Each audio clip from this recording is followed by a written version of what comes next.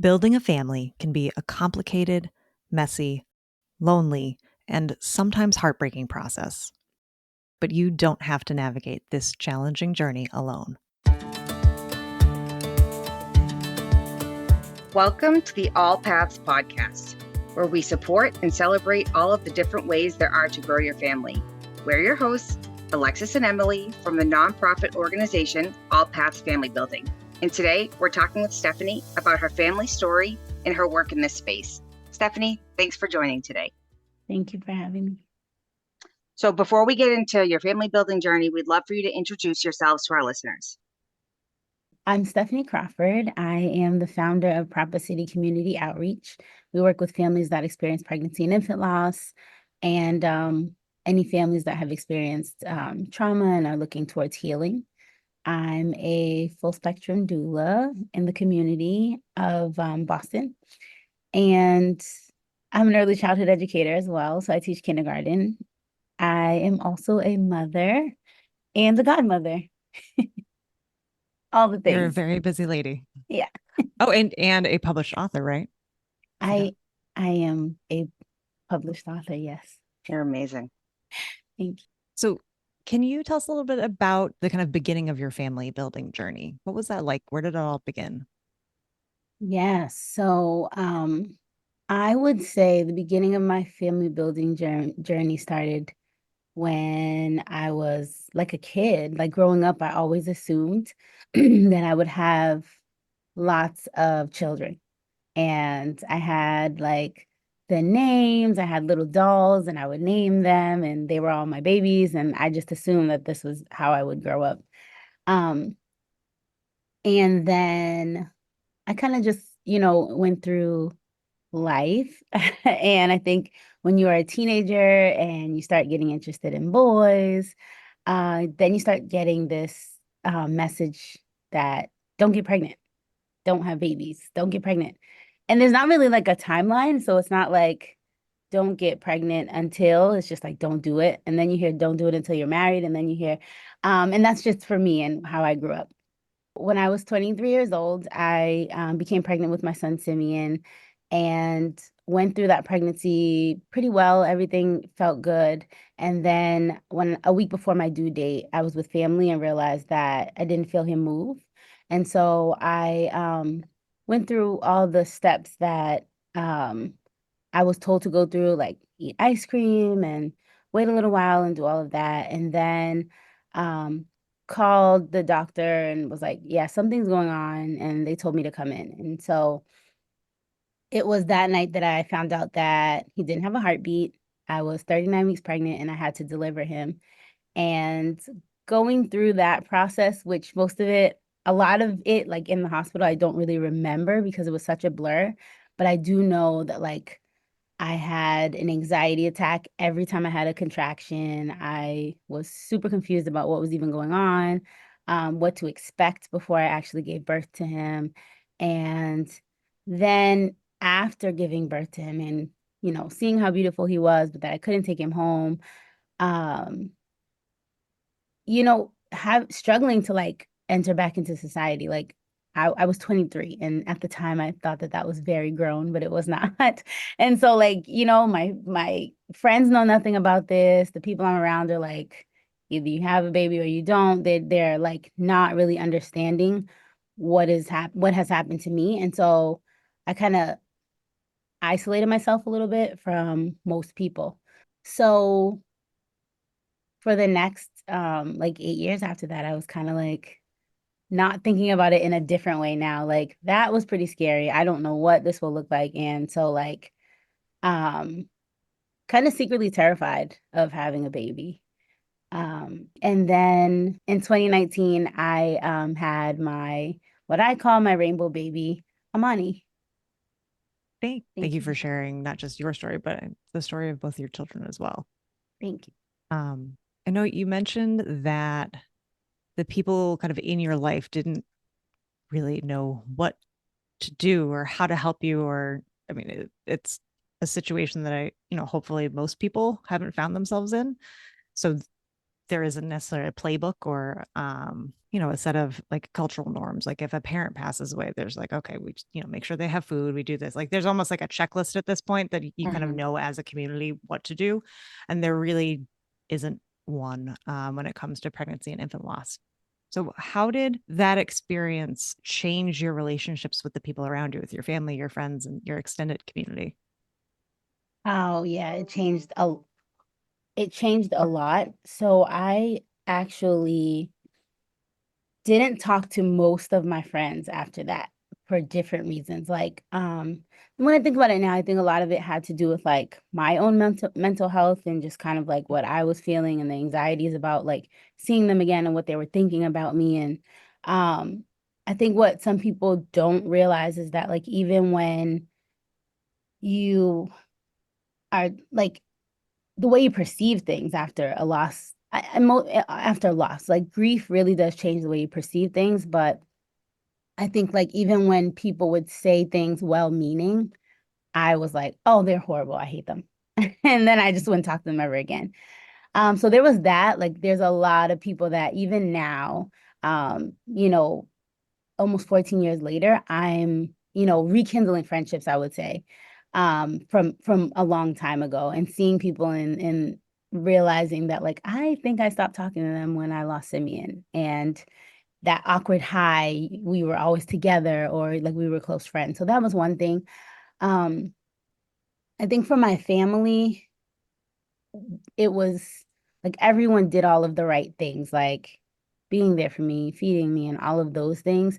I think what was hard for me is that most people that were really close to me did all of the right things except talk about him because I think no one knew what to do. And so there was a lot of like, so what do you want to do today? Or what are we gonna do now? Or like, you sure you don't want to get up? Or it's Mother's Day, you don't want to be with your mom? Like, and so for a long time, I was like, somebody say you had a baby. It was a boy. He passed away. Do you miss him? And I found myself like having like I took a picture of him when he was born and I had it on my phone screen and it was like really hard for me because in some cases I hated having to like explain to people like, oh, that's my son, but he passed away. But in the other space, it was like when someone noticed it, it was like, oh, okay, I can talk about him. And so like I think that came from like the people closest to me not really knowing what to say. And they were doing all of the right things. They just didn't know that it was okay to talk, even if I was gonna cry. I remember somebody saying, like, I'm scared to bring it up because I don't want you to remember. I'm like, there is not a minute that I am not thinking about this. Yeah. There's no making me remember. Like, Yeah. no. Yeah. Yeah, I would tell people, I'm like, the commercial I watched 5 minutes ago made me cry. I'm gonna cry. So it's fine. I would much rather talk about my son. And I had a friend who we were pretty close. I have a friend, but at the time we were really close. Um, but like in a different way. And she actually experienced a loss before me through miscarriage. And so maybe like a year or two before me. So I was a little younger and I was like in my partying and hanging out phase. And she had experienced this loss and she already had one baby. And I went and I did what I thought was like visit her and are you okay? Need anything? It's pretty dark in here. Like, you sure you don't want to turn the light on? All right, well, call me if you need me. I'll see you later. Because I didn't know.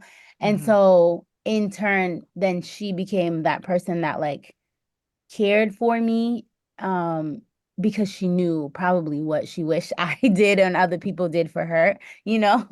And so that relationship changed. We became much closer and that was a relationship that changed for the better. And I was able later to see like, oh, okay, I get it. This is what I could have been helpful for her. With those that you reconnected with from back then, have you been able to talk about why with them and understanding how they didn't know how to approach it and be able to educate them?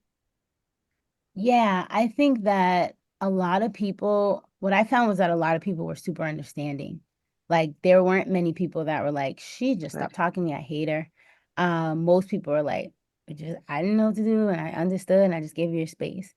Um, I did have one person that said to me, and they're a really important person to me, and they said, so, you're young, you're single, and you kind of like, I don't know the word, it was a phrase close to like dodge the bullet, and they were like, Whoa. so what do you, what's now? What do you want to do now?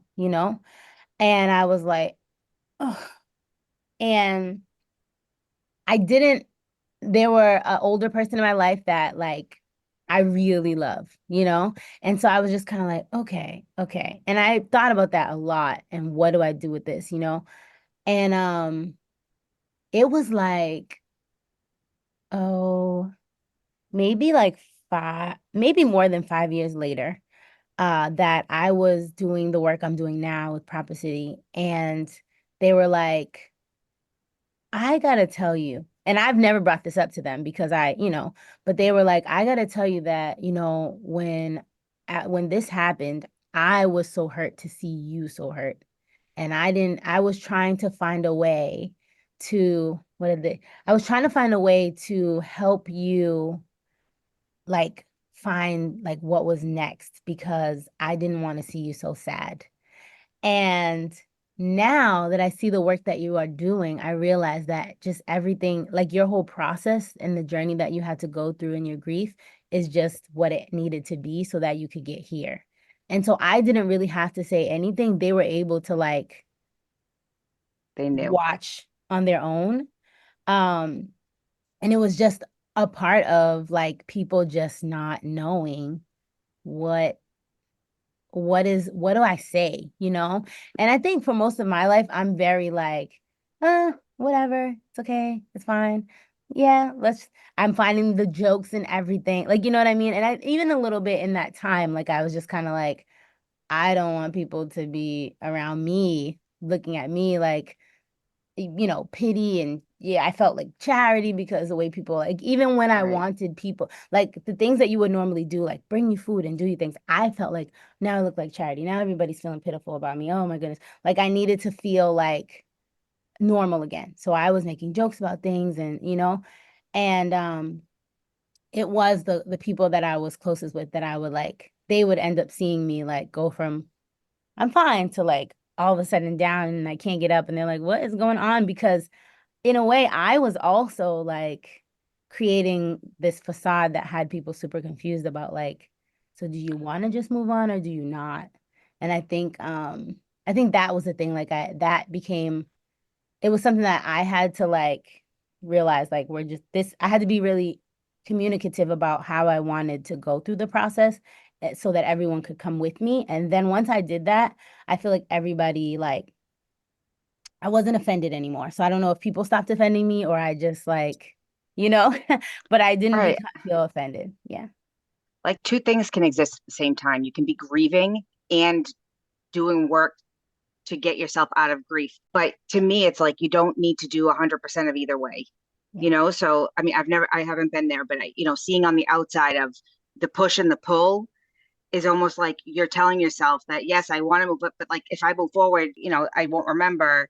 But then if they're always on me, then it's making me. It's like this juxtaposition of pulling you both directions, but you just need to coexist in both. That's what it seemed like to me is how that pushed you forward. Yeah, I think that a lot of people now say this quote, and I don't know who to give the actual like props to, but like grief is love.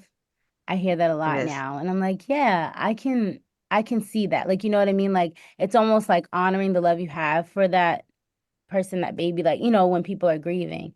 But then Mhm. I also do see where like I could get so dark in a space that like if I didn't have people that were there to like pull me out, that it would be a different story. And so I think yeah, there has to be a balance of like I am grieving and I'm feeling my feels and also like make sure I'm staying present, like, and here because it's so easy to like go into like the flashbacks, the triggers, and all of those things, and those can really like weigh you down. So, how did you manage all of the anxiety and all of the grief and all the other emotions that come up being pregnant after experiencing loss? Because I think a lot of people find that it's a totally, totally different experience. So how was that for you, and how did you manage all of the emotions that brought up? Um, I am a person of faith, so I prayed a lot. I like kind of locked arms with God in my estimation. I got a therapist like as soon as I found out that I was having a baby and a doula. And with my doula, I created a support team that I wanted that felt good for me and that just didn't look good on paper. And it consisted of like all my sister friends, and they were at most of my doula meetings. And because they needed to know like the things that could come up and the things that I couldn't say, and they needed to be able to have a space where they all could kind of like, so what about this? So how do we say this? And it just helped build the relationship throughout and not like hinder it or like and no one offended me. Nobody made, I mean, we had our moments, but like they were with me through the entire journey, so it made it easier. Um, and and then just like having a therapist to bounce all of that off was super helpful because for me, like I think being very honest, there was a part of me that felt like, I know, things happen and I didn't do anything wrong with Simeon and all of this stuff, but like, did I do something wrong? Is this some kind of karma? Is it like, I was thinking all kinds of things? And so like, they're the things that live in the back of your mind, but like now I'm pregnant again. And so it's going to come up and I'm like, okay. And so I needed to be able to say that out loud because it sounds crazy when you're saying it to like your friend, your spouse, you know what I mean? But I needed to be able to say it out loud and then have a therapist say, well, let's talk about that. Because obviously, if you said it, it's something that you want to talk about and not, what are you talking about? No, of course not. Yeah, Move on. no. Yeah. Mhm. Yeah. And so that was really, really helpful. So it was like I needed community, I needed like a validation and a processing, and then I also needed like peace. And for me, the peace came from faith and like this, I wasn't happy and I wasn't excited, as people would say, but I wasn't like unhappy. I just needed to see the baby. You know what I mean? Hmm. So there was like I would always say when people say, how do you feel? How do you feel? I would just say, I'm feeling gratitude and joy. Because I I was very grateful. And there was like a sense of joy, like to be on this journey again, but like not super excited just in case and not like very happy because I feel lots of other things that are drowning out happy. I love that you pulled in a whole village of people with your Yes. doula appointments. That is so powerful, just to be support you, and then they can take that to back to their family and friends, other family and friends, and be able to spread that love. Yeah, my labor, I kept saying, I want to have a labor party. Can I have a labor party? And I they're love like, it. well, technically this is still considered your second baby, so we never know how it will go, and you don't know. And I'm like, okay. And I ended up having a labor party because I was induced. And so like there were a bunch like I have to count. I think there were about five of them that were with me, and they all were allowed to come, obviously, before things got weird in the hospital, but they all were allowed to be there. We danced, we played games, we laughed, and I was so like that induction period can be so long and Hmm. daunting, especially when you're like pregnant after loss. And so it was like I would do the experience 100 times again. It was just such a beautiful time. That's amazing. What was it like after birth that time? Um, so it was I think I feel like two different things. So I was happy that I could see him and he was here. Um, but it really did feel like anxiety never ends. Like, people often think that like okay, all is well now. There's a baby here, you know? And I went from really needing to see him. Is he gonna come into this world? To him coming into the world and me being like, is he alive? Is he alive? Is he gonna live? Is he okay? Is he gonna be okay? Is he breathing?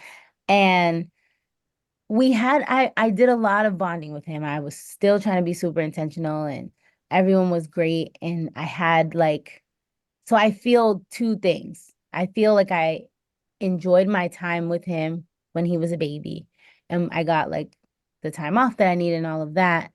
Um, but I do remember like actually recently, I think I was just telling this story maybe about, I guess it's been a few months now, but my mom was telling a story about my postpartum experience and we were laughing about something and she's like, "Oh yeah."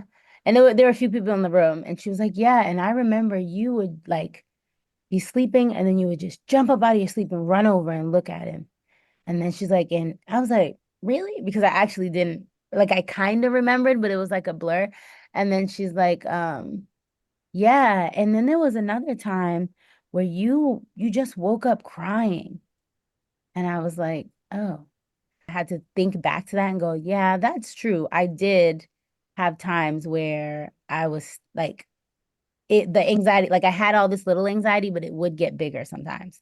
Um, but I think I had so many people around visiting, helping, and supporting that maybe I didn't stay in those feelings. Those thoughts don't take over what I think about that experience. But when she told me, I had thought back and I said, I do remember feeling like pretty nervous, pretty worried. And I still have the same therapist. And I remember after thinking about that a little while, I said to her, like, "You're really good because now I remember saying things to you. And now that I'm learning so much about like what postpartum anxiety is and all of this stuff." And I was like, I feel like you knew that something was going on with me and you just, instead of labeling it and saying, here is this thing that you have, and now because the personality I have is that I go into a rabbit hole of Googling and looking at all these things. She just kind of helped me handle it and deal with it and gave me the tools. I think that that was really important. So I know when you were giving your introduction, you were talking about all of the different wonderful things that you do. But can you talk a little bit more about your work as a doula and just what Propa City is and what work you do there, how that has been shaped by your own experiences? Yes, so I'd have to tell the Proper City story first a little bit, because that came first. So I lost Simeon in February, and I remember sitting on my couch. My friend Lynette was there, and she said, "You know, you have to we got to move our bodies a little bit. There's some things that need to be done." And the things that needed to be done were like, I needed to find a funeral home. I needed to get his body. I needed to do these things, and I was like, this should be illegal to make a mother have to handle this stuff after a loss. Um, but she helped me make the calls and do the things we had to do. And then I said, this is kind of crazy that this happens to people. Like, I feel like we gotta help people. We gotta do something. And she's like, okay, what do you want to do? And so that's kind of how Purpose City started, is that I had this idea and then I couldn't stay still on the couch. And so by March, I was working as an infant toddler teacher in a school. Yeah, and I love children and it was a beautiful experience and it is part of why I have gone where I am today in education. So I'm grateful that I was there. But it was super triggering during nap time when children would sleep. I was triggered by that because I'm like poking them and making sure that they're well because I'm just remembering my son. So I would take my break at that time and I would just be in the back room Googling how to start a nonprofit, how to start a nonprofit. And so that's kind of where Proper City came from, and just that passion, wanting to help people, and then this like being motivated by not wanting to be triggered every day. And I envisioned that we would like all of a sudden start supporting all of these people that had never had the support, especially in the community that I live in. I went to a loss support group but it was like 45 minutes away from my house. And I would go there every week. because they were talking about their children and they were like looking towards healing. And I knew that it was helping me, but I wanted something in the community. So that was another reason why I started Propa City, like where I live. So I assumed that all these people that had been lacking this service would just come out of the woodworks and be ready. And everybody was like, no. My mom said, don't talk about that. My family's gonna think I'm crazy. I don't want to cry in front of people. No, thank you. And I was like, oh, okay. So we would kind of just like try to set up these spaces and hope people came. And then also we had these care packages that we now call healing toolboxes. And that was the way that we were connecting with people. Every time someone heard that someone they knew had a loss, they would tell us, we would give a care package. Can you describe what's in the toolboxes? Yeah, Or sure. has that changed over the years too? It has changed over the years, but the staple items are something to help you like find that peace, and that calm when you're feeling anxiety, something to help you process and kind of, write your thoughts out, and then something to help you remember. That's kind of, what we did. And we did that for a really long time. We got our first group in 2019, our first full group. We started in 2011. So our first full group in 2019, and we met weekly, and it was like really nice. And we could see the impacts, and the moms that were there were sharing the impacts. They were bringing their support people. It was just really nice. I had just had Amani when all of them started to come. And some of them went into like having their own children. And I could see from my experience as well as like other people's experiences after loss that like you really do need support like in a different way, even though you're having like as you're having this next baby. And so when I saw like how intentional I was able to be with the doula, and how like just the journey that was with like my family and all of that, and how bad I needed a doula, I was like, oh, I definitely want to do this for other people. So I became a doula to mainly, I think I thought that I would just help the people in Propa City, like when they were going to have babies, I would be there to help them. Um, but then I became a community doula, and I just support anyone that's looking for support. But I really extend my services and alter them for people in the community who may not be able to like pay a big fee or need sliding scales and things like that. Amazing. What does your work look like now? I know, you were saying you've been doing this for a long time at this point. And things have grown and evolved. What does Propa City do now? What are your main programs? The healing toolboxes are the biggest piece, and we're actually in the process of changing them based off of some input that we got from moms that we have worked with that asked like, what do you need? How can we help? And so some of what we needed was to really like, one, put some like data to what we were doing, like this is working, but how is it working? What is working well? And what could we change? And so that's kind of what we've been doing this last year or so, is just figuring out like, are we still meeting a need? How? What can we keep working on? And what can we alter? What do we need to stop doing? And it's come up that like, yes, change the healing toolboxes a little bit, add some more things that can really like these coping strategies and healing modalities that we're sharing in person, like maybe someone never comes to our groups or an event. And so how can we send that to them? So we still have meetups with the community members that want to come, and then anyone new that would like to come or meet with us one-on-one, we do that. We also kind of rolled out, actually last weekend, we rolled out our training, because we've had different organizations looking at like, how do I effectively work with someone who has experienced loss? How can I support them? What can I do? What even are they going through? And so we just have a training just around that for birth professionals and community organizers. Amazing. And you've hooked up with some local hospitals too, right? To kind of bring programming to parents immediately, during or after the loss.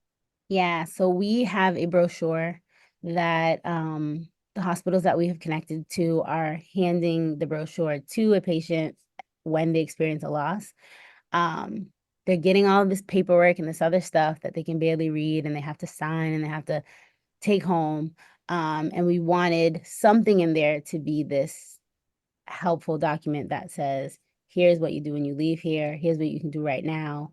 We also just donated a healing tool cart to one of the hospitals that we work with. So it's our healing toolbox, but in larger form with multiple items in there, so that people can create memories while they're there. Like maybe they want to take a picture and make something, so that they can journal while they're there, so that they can be doing things rather than sitting and just like sitting in those feelings and room in those intrusive thoughts that may be coming up. And then they'd also have our information if they wanted to use that time to reach out. And so we have referral forms there so that they can refer someone to our services. That's wonderful. Thank you. It really is. This is something that, like you said, people are just like, oh, we don't talk about it.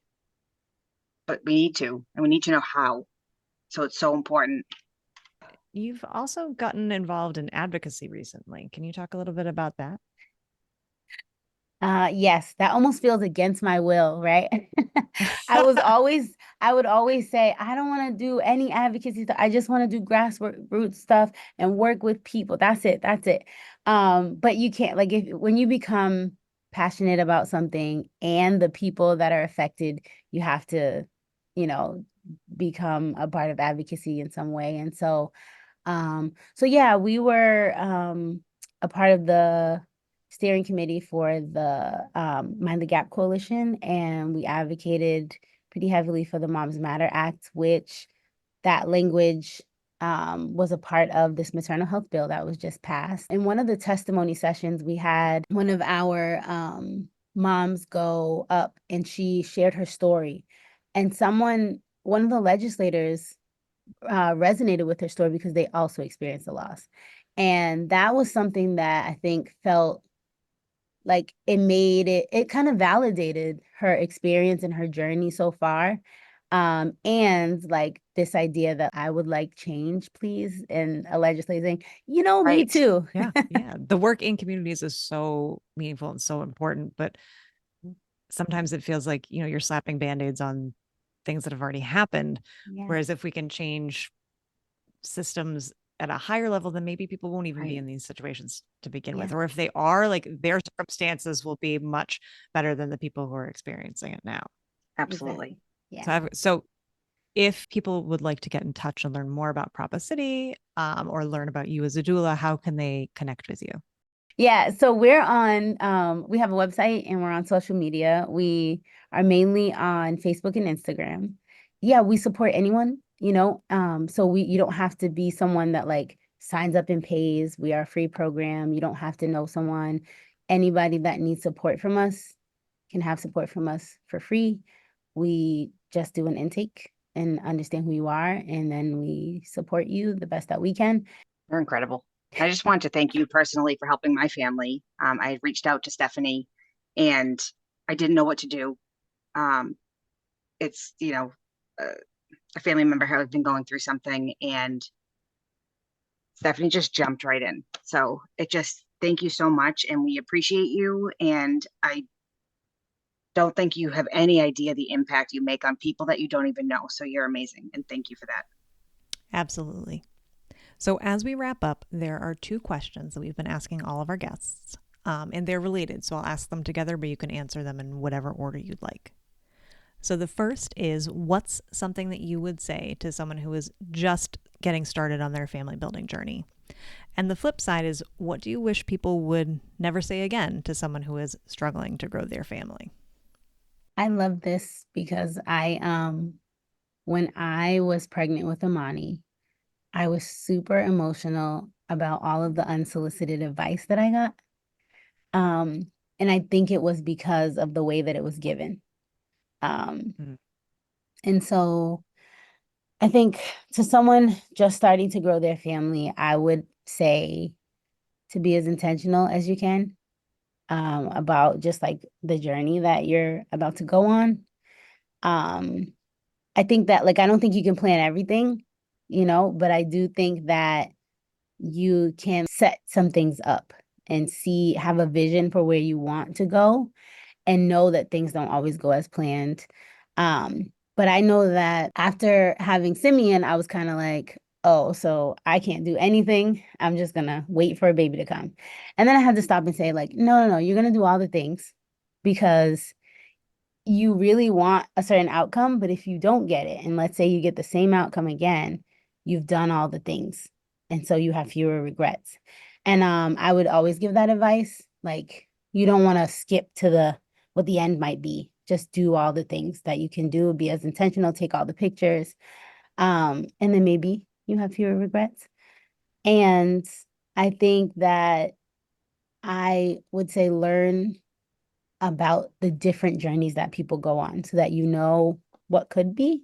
So like maybe before people give unsolicited advice, you already know, like, these are my questions. This is what I want to know for everybody that I see that has a baby.